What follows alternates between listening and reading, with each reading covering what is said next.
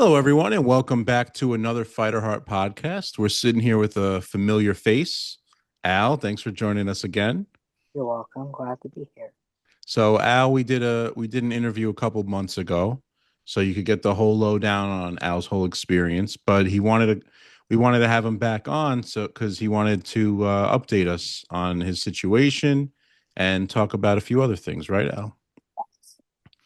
All right, beautiful. So, maybe Al, before you get into the new stuff, give us a brief rundown of what we talked about on the other podcast. So, like, just Oh, right now, everything is still the same.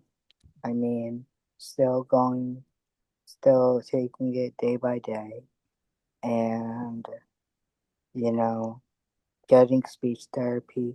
Well, getting speech therapy twice a week. Or I got speech therapy once a week. I didn't mention that before. mm. Um, Basically everything is still the same from the last time we spoke. Yeah. So, for anyone who missed that other one, can you give us a brief rundown of your situation? Like, Well, how I, did you get your disability, and what is Well, I was born premature. I was born 24 weeks, uh, around 24 to 20, uh, around around 24 weeks premature. I was trached on a ventilator. I had a feeding tube. I had multiple surgeries. My mom had a C-section when I was first born, since I was born premature, around either 24 weeks or around there. Mm. I'm in the process of getting a service dog in the future. Um, and that's So, pretty so you were born 24 weeks. around there, 24 to 26 weeks premature. So, how did that impact you? So, what happened? My mom had a C-section, Mhm. had a bleed, I don't remember the type of bleed she had, which caused me to lose oxygen, to lose, well, lose, lose, well, apparently, because I was born so early, for starters, my lungs weren't fully developed, and because of that, they had, and my mom was also very sick. They had Mhm. to rush my mom out. They had to rush me out of my mom's stomach because I was very sick, and so was my mom. Mhm.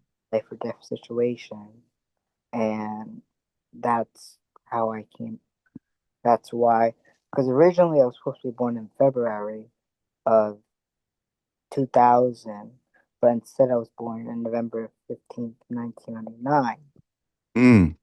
because of, you know, I was born early, and if that was my original due date, February 14th, but I decided to come early, and the only way to save my life, but also save my mom's life, was to do an emergency C-section. Yeah, and all right. Yeah, so we're kind of caught up with that.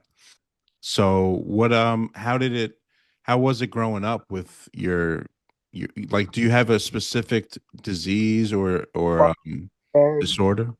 yeah, I have a rare genetic syndrome, and which is called PHP type 1A. Its real name is pseudohypoparathyroidism. I was diagnosed at age 11 at CHOP, Philadelphia, by a top endocrinologist, and they didn't know exactly what I have. I went, I have uncles and aunts who are doctors. They thought I had Cohen Syndrome. It's another rare genetic disorder, but we finally got our diagnosis when I went to CHOP, back to CHOP to see a top endocrinologist. And that's when you were a baby, right? No, that was when I was 11 years old, Oh, 11. Okay. And you're 26 now, right? 25. 25. Okay. Okay. So how was it going through school with your Oh, well, it was kind of tough in school. I had, I had, I had, my high school experience wasn't really good. You know, my teachers weren't really, my teachers weren't really nice to me. at my regular high school, at my at my regular high school, you know, my junior and senior year. They Hmm. were really nice to me, and Why weren't they nice? What'd they do? well, they were kind of teasing me about the other kids, and because of my I had an IEP, and they were this is before I went to special needs school for an 18 to 21 program. I was in 12th grade, and they were kind of being very, you know, they started teasing me when I was in 11th grade. And when I was in 11th grade, they kept making fun of my absences and stuff like that. The teachers? Yeah, the special ed teachers. They don't sound like good teachers to me. No, they really weren't good teachers. Me and my mom had a fought for me to get out of my public high school into my 18 to 21 program, Banyan. So I can, and the first year at Banyan was kind of, but but thankfully I had a wonderful speech therapist who was able to help me get through my first year at Banyan. And, and then my second, and then my second year I had a wonderful teacher at Banyan who really helped me blossom. Oh, that's great. Who was it? His name was Matthew Witters, and my speech therapist was Carolyn, who I currently work with now. She who is wonderful with who does she's amazing at her job. And She's a speech therapist. yeah, she goes over and be our clients. How many times a week do you do speech therapy? Well, I used to do it once a week. Now I'm with DDD. It's for developmental disabilities. Once you age out of school, you get like a DDD budget and stuff like that. So Hmm. her twice a week. Okay, so twice a week. Now I see her twice a week. You feel like it's working? Yeah, I do. She's been very helpful to Oh, me. that's great. So talk to us, Al, about why you wanted what more you have to tell us today that you didn't tell us Well, last time. I wanted to I wanted to talk to you guys mainly about my podcast, my blog, and about my brain lesions. How I um how I actually found out I had brain lesions, and how I went to many different specialists, and the doctor one doc so I went to my primary care neurologist who saw an MRI scan of my brain, which was he was worried about it because of the white matter of my brain. And then he sent me to a specialist in New York, which she didn't really do any help for me. She said it was from birth, but it really wasn't from birth. And now I'm actually going to see a special neurologist in Philadelphia on August 12th at the Leukodisty Center in Philadelphia, which I found that program myself. Which How'd I you find it online? Yeah, I found it online. I was that desperate. I've been searching for answers. I've been getting a lot of numbness in my legs, and I have had a lot of headaches and stuff like that. You know, What but is a brain lesion for people that don't know that? I don't even know what it is. my brain lesions are, well, we don't really know what's causing my brain lesions. All we know is that when they did the lumbar puncture and they did an MRI with contrast, they found 5 lesions in the right side of my brain. Mm. Yeah, I think it's the right side or left side of my brain, and affects my emotions and my behavior, and affects my cognitive ability and other stuff too. Have you had them for a while? Do they know? I had them since February. So in February it happened. I got diagnosed in February with them. So did you notice a difference in your behavior since February? Yeah, I do. Like you're more moody, or is that Yeah, how? I am more moody. Yeah, I'm more moody. Well, I always struggled with like mood, mood problems and stuff like that, but nobody really knew why until they actually did this. MRI of my brain, and they found these lesions. They thought it was MS at first, but the test that came back for MS came back negative, so I don't have MS, which is a good thing. And the doctor in New York that saw me said it was from birth, which it's not really from birth because why would I have? I have MRI, all MRIs in the past since birth, and they never showed any like T4, T4 flares in my brain or flare ups in my brain or any lesions in my brain. So Yeah, so it couldn't have been since birth if they never saw it no, before. no, it was. It's not. Yeah, that's why I found this program. And the funny thing is, Joe, the reason I found this program is one day I was online looking for a program, and I came across this leukodystrophy center in Philadelphia, and I sent over my records, and I got approved. I had in July, I got a phone call from them stating like after I sent all my records in, which was a lot of work. It was like back and forth, back and forth stuff like that, Joe. Hmm. Eventually, eventually, I was able to get an appointment with them, which I had an appointment with them on August 12th. So we won't know any more details till August 12th, I guess, right? Yeah, yeah. Well, they have to do like some genetic testing on me and chromosome testing on me. Um, because they don't really know what's causing the lesions. All I know is that I went to, I even sent it to my immunologist in, immunologist in New Brunswick, and she doesn't know what's causing my brain lesions either. She thinks, well, a lot of people don't really know what's causing them. That's why my neurologist, who I no longer see in New Jersey, because he doesn't really specialize in white matter. Um, so he sent me to this other doctor in New York, uh, who's a specialist in white matter, but she said it was from birth. She said it was nothing degenerative. So I was like, if she can't help me, and then I went through this phase where I do deal with depression and anxiety now more than ever. I'm starting a partial program soon. If anybody doesn't know what a partial program is, Hmm. partial program is for, you go 4 days a week. I did it in back during COVID online. It's really good for my mental health.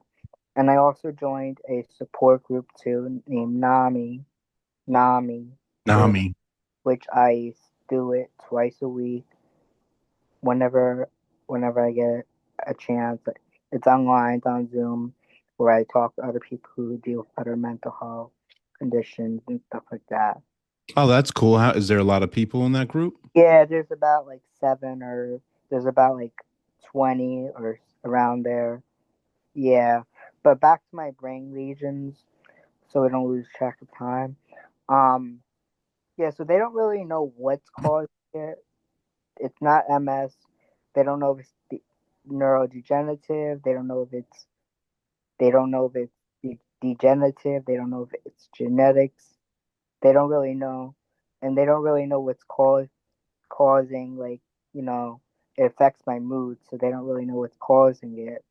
So hopefully I'll find out August 12th when I go to Philadelphia. So they don't really know like do you know how to get rid of brain lesions? Do they know? No, they don't know exactly. They don't know at this moment of time. They don't really know. We don't know what medication I need for it. We they don't know exact. I had like mood problems in the past, but no we like nobody knew why I had mood problems. Since you know I'm a nice guy and all, and I deal with a lot of stuff, but nobody knows like this is something I don't really talk about. Um, but I do have mood problems sometimes, and now that I have brain lesions. they found out, it's part of the brain lesions. You know, after 25 years, we finally figured out. Them it took this one neurologist that was able to do an MRI with contrast and a lumbar puncture, which I had protein markers in my spinal cord, and um, and the MRI of my brain, which showed the lesions, which causes me to get headaches a lot too. Mm-hmm. Yeah, so they don't know exactly what's causing them.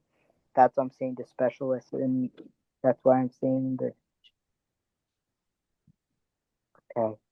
That's why I'm seeing this. That's why I'm seeing the specialist. Um, August 12th. yeah, Yep. All right. So I guess at that point, you'll give us another update, hopefully. yes.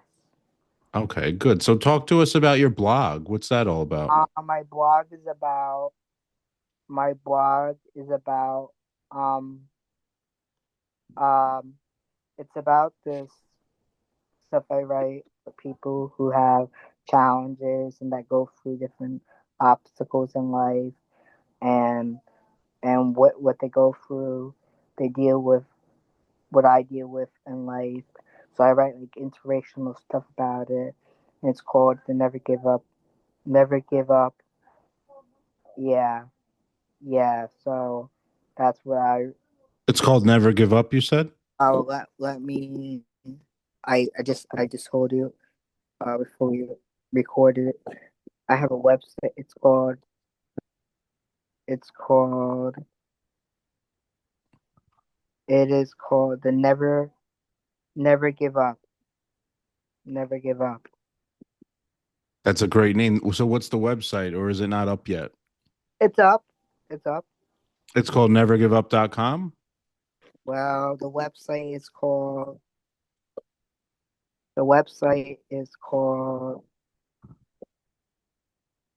That'd be a popular website, nevergiveup.com.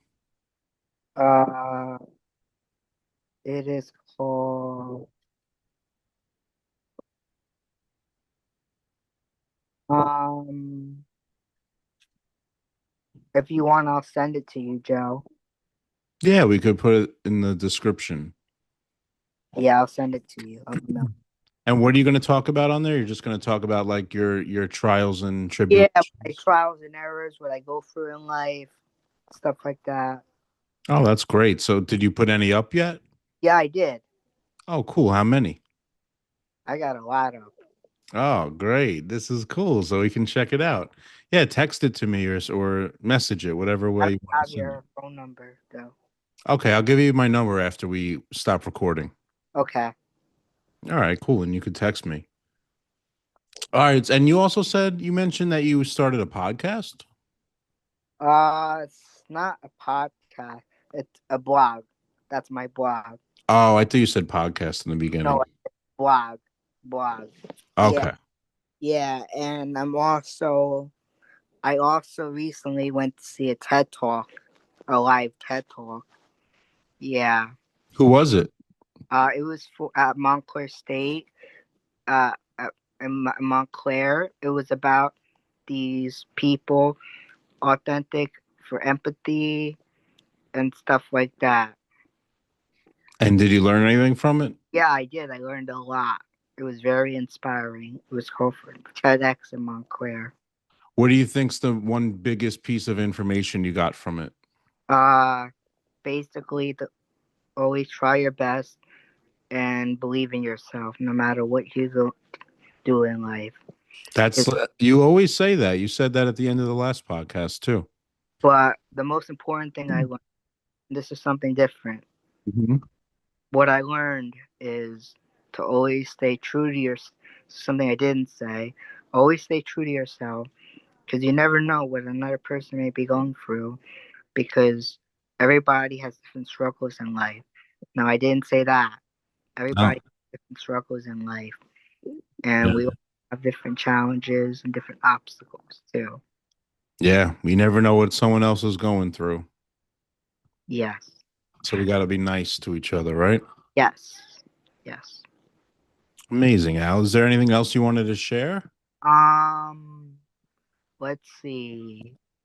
Um, to say, just keep on keep on pushing forward. I mean, every day is a different challenge in life, and that's it. Awesome, Al. Thank you so much for updating us. And you better tell us what happens August 12th. I will. Yeah, we're interested, okay? Okay. We wish you the best. We know you're gonna I know they're gonna have good news for you. Thank you. No problem. All right, everyone else, thank you for watching another Fighter Heart podcast. We've had Al on again. And actually, Al, you've been on a few of the roundtables too, right? You popped Yeah, in never actually been into do. Never actually spoken though. on a roundtable. Yes. All right, so we have to change that. You want to be on one, right? Yes. How do I be on one though? We'll talk about it. All right. I'll wrap this up and we'll talk about it. Okay. All right, everyone. Thank you again for watching this week. We will see you again next week.